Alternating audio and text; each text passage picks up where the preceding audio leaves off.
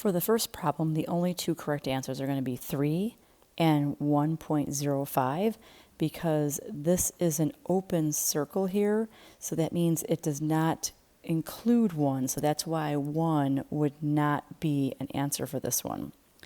For the second one, it says you must be at least 60 inches tall to ride the ride. That means you can be 60 inches or you can be greater than 60 inches. At least means 60 or more. So that's why those two are the answers for that one. The second, or letter B, Jack's friend is 2 inches shorter than Jack. Can you tell if his friend is tall enough to go on the ride? We cannot because we do not know how tall Jack is. So we have no idea if he's tall enough to go on the ride. If Jack is exactly 60 inches and his friend is 2 inches shorter, that means he's only 58 inches, which is where the number line comes from on the bottom one. So the possible heights of his friend could be 58, so it would include 58, so that means it's a closed circle and it has to be greater than. So we know he's he's 2 inches shorter than Jack, and Jack has to be at least 60 inches, so that's where the 58 comes from. Now for this problem, you are going to have to plug in the 0 or the 100 or the negative 100 or the 20 for the x. So that's what we're trying to do in this table and say if it's whether it's a true or false statement. This first row is pretty simple because you're just plugging in the 0. So 0 is less than or equal to 20. That is true. 100 is not less than or equal to 20, so that's going to be a false. Negative 100 is less than or equal to 20. It's going to be true. And 20 is equal to 20, so that one is also true. For the second inequality, you're going to have to take the number that we're substituting for x and do a little bit of math for it.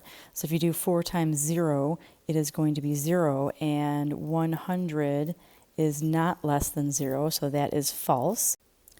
When you plug in 100 for x, you'll have 100 is going to be less than 400, and that is true. When you plug in negative 100 for x, it'll be 100 is less than negative 400, and that is false. Then you plug in 20 for x. 100 is not less than 80, so that will be false.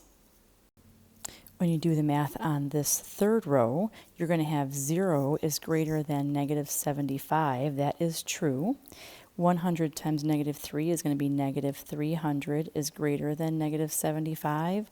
That is false.